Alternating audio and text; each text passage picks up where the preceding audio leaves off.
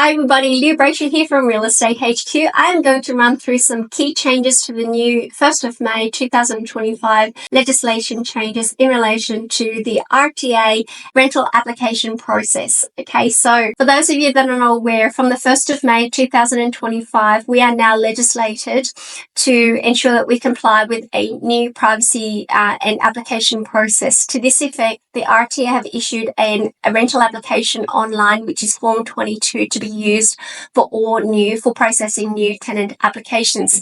For those that have used online application platforms, my understanding of it is that you are still permitted to use that as long as it lines up and it does not contract out of the requirements of the new form itself. So best practice would be obviously to use the RTA forms but with addendums into it so that the tenants are visually able to see that the form that they're using is an RTA form, but the extra items that are there show them that it is not going to breach whatever the original form is. So you get what I mean. So key things are the kind of documentation that you can request. They are limited to 2 each.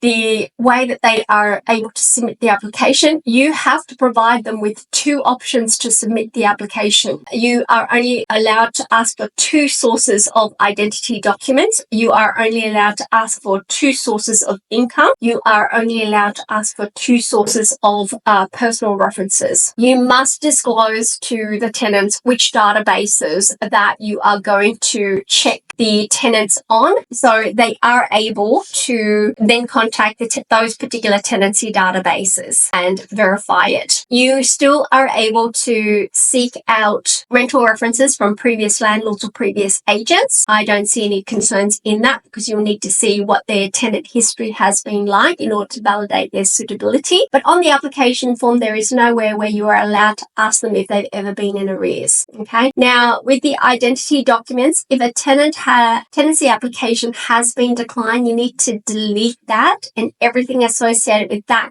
non-approved tenancy application within 3 months of them being notified that they've not been approved. And in saying that, there is a part at the very end for office use only on the Form 22 of the RTA document that literally you need to tick and flick these. So I believe you're going to need to use this form, because if anybody comes back and says that you've actually breached their non-compliance of, say for example, the destruction of their documentation process, this document's in there. But in saying that, even if we deleted it, it's gone. We don't have any proof anyway. So another waste of time maybe, I don't know. Anyway, it is there. You need to be aware of it. If you have any concerns, feel free to put messages and direct message me or give me a call. My email is in the contacts and my phone number is 0425 225678.